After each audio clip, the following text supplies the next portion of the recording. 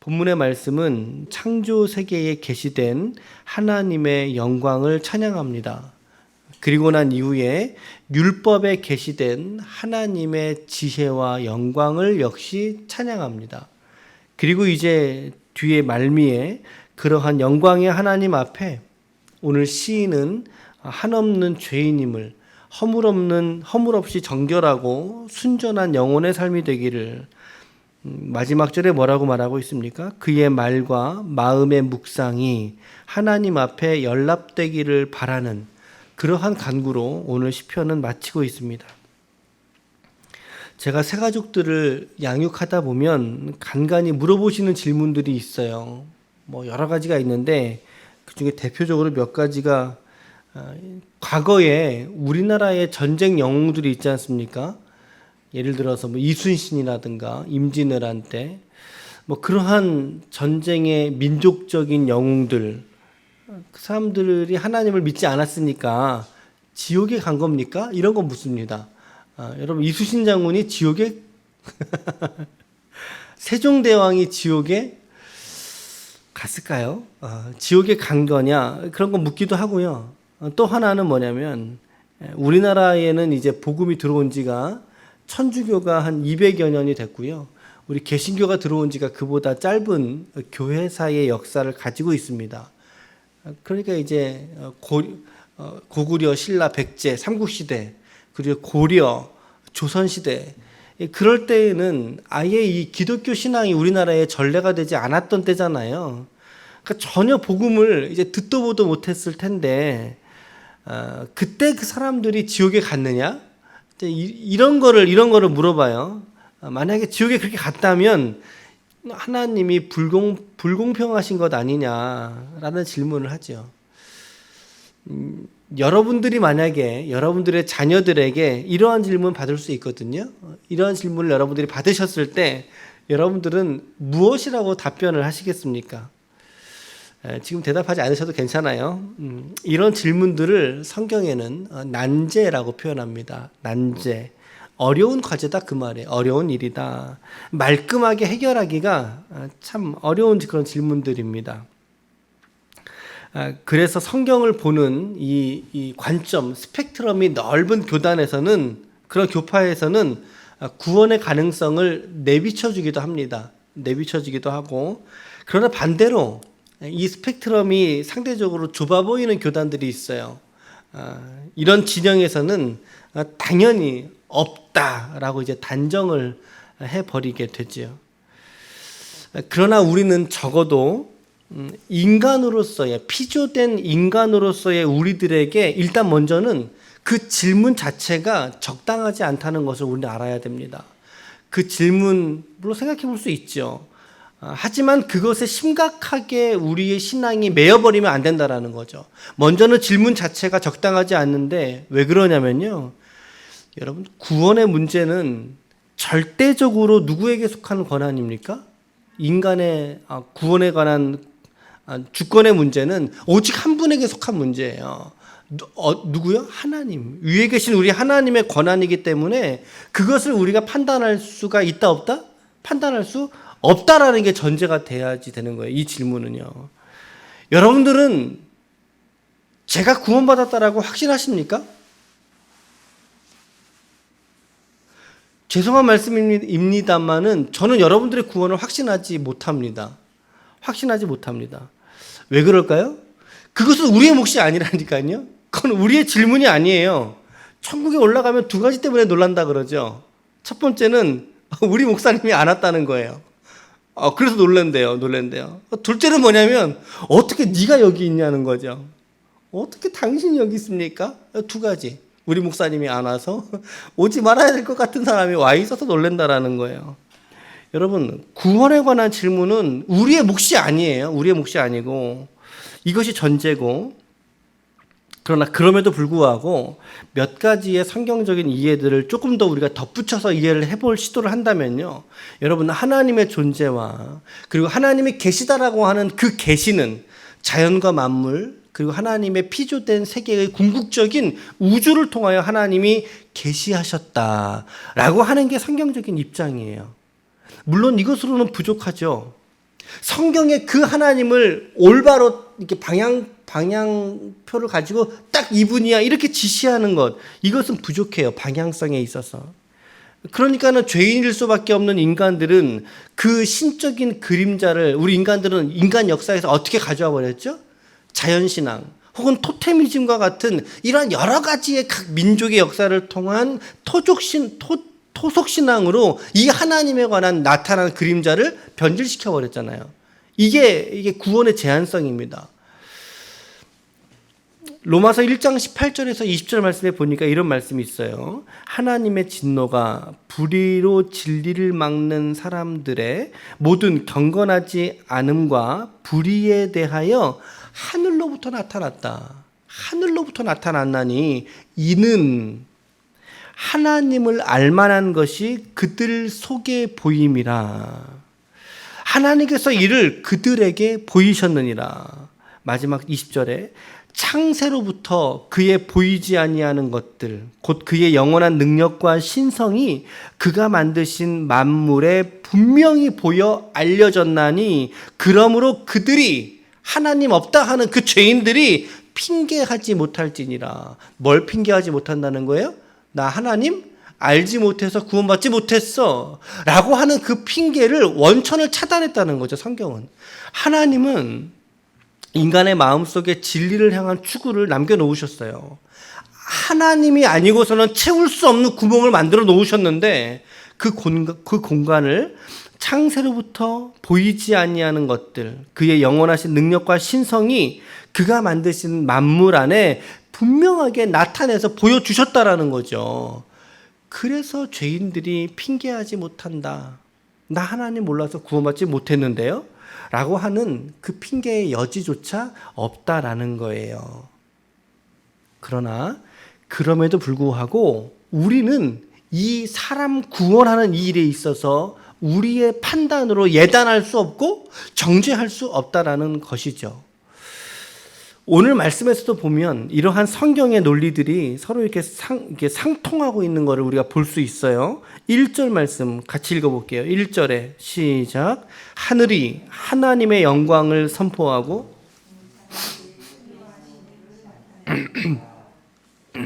하늘이라는 것은 우리의 가시적인 눈으로 볼 수 있는 그 하늘이에요. 스카이. 우리가 눈을 보잖아요. 구름 떠 있어서 붙어 있죠. 그 공간을 하늘이라고 말합니다. 하늘이라고. 근데 궁창은 뭘까요? 궁창은 그 하늘을 포함하여 더 넓은 창공의 세계를 말하는 것입니다. 더 넓은 창공? 저는 그래서 궁창은 우주로 이해하면 좋겠다, 이런 생각을 좀 해봤거든요. 여러분, 하나님께서 만드셨던 이 하늘과 이 궁창이 뭘 선포한다고요? 하나님의 영광, 그리고 하나님의 손으로 하신 일. 하나님의 손으로 하신 일이 뭐예요? 창조. 그렇죠? 하나님의 영광을 선포하고 하나님의 창조를 선포한다. 즉 다시 말하면 하늘과 궁창은 하나님의 존재를 선포하는 가장 큰 소리가 하늘과 궁창이라는 사실이죠, 여러분. 여러분, 이것은 우리 인간 따위의 존재 유무와 상관없어요. 인간이 없을지라도 하나님의 피조된 하늘들이 하나님을 이처럼 증거하고 있다라는 거죠. 2절 말씀에 날은 날에게, 밤은 밤에게 지식을 전한다. 어떤 지식이겠어요? 하나님에 관한 지식, 창조에 관한 앞에 말한 그 지식들. 언어가 없잖아요. 소리도 없고 말씀도 없고 들리는 소리도 없기 때문에 낮은 낮에게 이야기를 하고 밤은 밤에게 쏙닥쏙닥 이야기를 해서, 의인법이죠. 이게 시라는 걸 여러분 염두하셔야 됩니다. 이게 지금 시입니다. 시입니다. 그러니까 낮은 낮에게 하나님의 창조를 전달해 주는 거죠. 구전으로, 전승으로 이야기해 주는 거죠. 밤은 또다시 밤에게 이야기를 하면서 하나님의 이 창조된 역사가 끊어지지 않도록 한다는 거예요. 여러분, 인간이 없어도 하나님은 찬양받으실 분인 줄 믿으시길 바랍니다. 아멘. 그래서 뭐라고 하셨죠, 예수님이? 너희가 찬양하지 않더라도 저 돌들을 통해서라도 하나님은 찬양받으신다. 그렇죠? 해는 어때요? 5절과 6절 말씀 보세요. 해가 큰 역할을 하죠. 신방에서 나오는 누구 같다고요?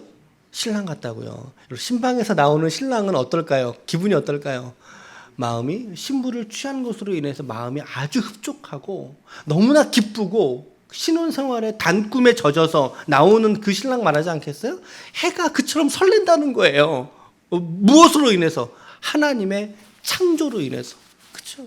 야, 하나님이 나를 만드셨어. 누가 하는 말이에요? 해가, 태양이. 그러면서 이제 이 끝에서부터 저 끝까지 달려가면서 하나님의 영광을 노래한다는 것이죠. 얼마나 아름다운 광경입니까? 제가 이제 새벽에 나올 때 운행을 5시 한 20분쯤 넘어서 이렇게 나오는데 이게 날이 밝아졌잖아요. 저희 집 너무나 감사한 거는 이렇게 일단 첫째는 위에가 없다는 거, 위층이 없다는 게 감사하고, 또 하나는 이렇게 문을 열고 딱 나오면요, 이 북한산 저 앞에 있는 봉우리 3개가 있잖아요.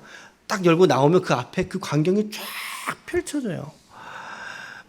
그 풍광을 볼 때마다 얼마나 감사한지 몰라요, 하나님께. 야, 저런 것들을 하나님 만드셨구나. 하나님 만드셨구나. 맑으면 맑은 대로 감사드리고요. 구름이 걸려 있으면 걸려 있는 대로 하나님을 묵상하게 돼요. 딱 나오자마자 아, 하나님이 계시구나. 왜 그럴까요? 그 만물들이 하나님의 피조된 만물이라는 것을 증거하거든요. 그 영광으로. 여러분, 하나님의 영광이 온 만물 가운데 이처럼 쓰여져 있다는 것을 믿으시길 바랍니다. 하나님의 영광이 만물 안에 계시되어져 있다. 이것이 하나님의 첫 번째 영광이고요. 두 번째는요, 7절부터 11절까지죠. 7절부터 11절까지 하나님의 지혜가, 그 충만한 구원의 역사가 바로 율법, 토라, 하나님의 말씀에 기술되어져 있다는 거죠. 기록되어져 있다는 거죠. 이 구절들은 사실은 한 구절도 여러분 그냥 넘어가면서 그냥 읽어가기가 참 너무나 아까운 구절들이에요. 이 한 구절 한 구절들이. 제가 여러분들에게 권면하는 것은 오늘 댁에 가셔서라도 다시 한번 이 말씀들을 좀 꼼꼼히 되짚어보면서 좀 씹어서 읽어보십시오. 이 말씀들이 얼마나 귀중한지 몰라요? 우리 7절과 8절 두 절을 좀 같이 읽어볼게요. 두 절 시작. 여호와의 율법은 완전하여 영혼을 소성시키며 여호와의 증거는 확실하여 우둔한 자를 지혜롭게 하며 여호와의 교훈은 정직하여 마음을 기쁘게 하고 여호와의 계명은 순결하여 눈을 밝게 하시도다. 아멘. 이 두 구절이 대꾸를 이루고 있는 거 아시죠? 그리고 반복적인 그 방식의 표현인 것도 아시겠죠? 원인과 결과라는 것도 아시겠죠? 여러 가지에 우리 묵상할 수 있어요. 원인과 결과의 그런 구조를 가지고도 있어요. 율법은, 증거는, 그리고 교훈은 어떠하여 어떠다, 계명은 어떠하여 어떠다, 이러면서 하나님의 지혜가 이처럼 계시된 곳이, 펼쳐져 있는 곳이 바로 뭐다? 성경이다라는 거죠. 성경이다. 여러분, 하나님의 인간을 구원하시는 지혜가 기록된 것이 성경인 줄 믿으시길 바랍니다. 성경 속에 하나님의 지혜가 펼쳐져 있어요. 하나님의 영광이 나타나져 있다는 거죠. 그래서 이 시편은 창조를 나타내는 창조의 시편이기도 하지만 이 시편은 지혜에 관한 지혜시이기도 합니다. 그러니까 지금 이 7절과 8절 이런 말씀들이 잠언에 나오는 표현의 기법들하고 상당히 유사하죠. 그렇죠? 지혜를 말하잖아요. 하나님의 지혜를. 창조 시편, 지혜 시편으로 이 시편을 이제 나눌 수 있겠어요. 여러분, 저는 그래서 신앙생활 지금 여적지 살아오면서 만물에 계시된 자연 세계를 통해서 하나님께 회심했다 라고 하는 사람을 듣기보다 하나님의 말씀인 성경, 이 율법을 통해서 이 성경을 읽다가 하나님께 회심하여 돌아왔다라고 하는 사람들을 훨씬 더 많이 봤어요. 아, 그렇지 않습니까? 여러분들도 그렇지 않으세요? 등산 가면 너무나 좋다고 하잖아요. 근데 너무나 좋은 데서 끝나는 경우가 많아요. 근데 하나님의 말씀인 이 성경은 펼쳐 들어 읽는 자에게 하나님이 구원하시는 역사가 있더라 이 말이죠. 할렐루야, 할렐루야. 어머님이 읽으시던 성경책, 이제는 제가 사랑하겠습니다. 대를 이어서 성경에 대한 진리들이 흘러가고 있지 않습니까? 그리고 여러분들을 통하여 그 성경의 지식들이 여러분들의 자녀 세대에게까지 이 말씀을 사랑하고 이 말씀의 순종함으로 말미암아 하나님의 이 진리의 말씀들이 여러분들의 가문 안에 이렇게 풍성한 강물처럼 흘러갈 수 있기를 축복합니다. 간절히 축복합니다. 여러분, 그래서 하나님의 진리는 오직 성경 외에 없는 줄 믿으시길 바랍니다. 이것은 어떻게 타협을 해드릴 수가 없어요. 어떻게 타협을 못하겠어요. 왜 그렇습니까? 이 성경을 하나님이 지으셨거든요. 하나님의 책이에요. 모든 종교들은 인간들이 고민하다가 만들어낸 종교들이죠. 그러니까 경전을 기록된 것도 인간들의 지혜에서 나온 책들이에요. 많은 오류가 있고 많은 실수들이 가득하죠. 그러나 우리의 성경은 그때그때마다 하나님 들어 쓰셨던 종들이 있어요. 그래서 그들에게 영감을 주어 기록된 하나님의 책이기 때문에 여러분, 이 말씀을 붙들고자 수많은 생명들이 헌신했던 거 아십니까? 이 성경 하나 때문에 수많은 사람들이 헌신했고 자기 생명 내어놓으면서 이 성경이 우리의 손에 지금 들려 있다는 것 여러분 아시지 않습니까? 그 어떤 사람들이 이 책 한 권 때문에 자기 목숨 내어놓을 사람이 어디 있겠어요? 어디 있겠어요, 여러분? 그러니까 여러분들 우리가 알잖아요. 중세교회의 개혁의 시기를 지나면서 수많은 사람들이 이 성경을 번역하다가 죽었고 이 성경을 가지고 있는 이유만으로 죽었고 그 성경을 누구에게 전달해 주었다는 이유만으로 자기 목숨 내어놓았어요, 여러분. 그 피값으로 우리에게 이 성경 들려 있는 거 아세요, 여러분? 우리 교회사에서는 어때요? 토마스 선교사라는 젊은 나이에 주님 앞에 헌신한 선교사가 있었는데 제너럴 셔먼호를 타고 국내로 들어오다가 난파가 됩니다. 난파가 돼서 대동강변으로 헤엄쳐 나오게 되죠. 당시에는 이제 세국 정책으로 인해서 서양 문물을 전하거나 따르는 사람들을 참수하는 이러한 명령이 내려져 있는 상태였어요. 토마스 선교사가 대동강변에 내리자마자 순교하거든요. 그런데 자기의 목을 치기 위해서 칼을 겨누고 있던 그 사병에게 자신의 손에 들려있던 성경책을 웃으면서 전해주게 됩니다. 그리고 그 사병에 의해서 토마스 선교사의 목이 떨어지게 되지요. 근데 그 사병이 바로 한국 최초의 장로로 안수를 받은 박춘건 장로가 됩니다. 그 사람이. 여러분, 누가 이 책 한 권 때문에 자기 목숨을 내던지는 사람이 어디 있겠습니까? 이것은 인간적으로 보자면 너무나 미련한 것이죠. 그까짓 게 뭐라고. 그러나 이 책이야말로 하나님의 영광과 죄인인 인간이 구원받게 되는 영원한 지혜가 기록되어져 있는 책이 이 성경이기에 이 성경에 수많은 사람들의 피와 헌신들이 담겨져 있다는 걸 오늘 우리는 기억해야 할 줄로 믿습니다. 그래서 오늘 말씀 시인은 10절 말씀에 여러분 보세요. 10절에 보니까 이 성경을 어떻게 한다는 거예요? 금, 곧 많은 순금보다 뭐 한대요? 사모한대요. 뭐보다 사모한다고요? 이 성경을? 금보다. 금이 지금 말로 말하면 뭐예요? 그러니까 돈보다. 예. 이 성경이 하나님의 말씀을 돈보다 더 사모한다라고 말하죠. 그리고 꿀과 송이꿀보다 이 말씀이 뭐하다고요? 더 달다. 어떻습니까? 오늘 여러분들에게 이 성경의 말씀이 정말 단 하나님의 말씀으로 여러분들에게 묵상되고 있습니까? 그러기를 바랍니다. 그러길 바랍니다. 이 성경의 말씀을 지킴으로 말미암아 받는 상이 또한 크다라고 지금 노래하면서 마치고 있죠. 여러분, 오늘 저와 여러분들은 이 성경의 사람이 되어야 할 줄로 믿습니다. 그 이유는 성경의 진리가 담겨져 있고 인간의 죄를 깨닫게 하시는 하나님의 지혜가 성경 속에 녹아져 있기 때문입니다. 14절 말씀을 다 같이 읽어보겠습니다. 시작. 나의 반석이시오 여호와여, 내 입의 말과 마음의 묵상이 주님 앞에 연락되기를 원하나이다. 아멘. 오늘 이 말씀 앞에 있는 모든 지체들의 고백이 오늘 이 시인의 고백과 동일한 고백이 되시기를 축복합니다.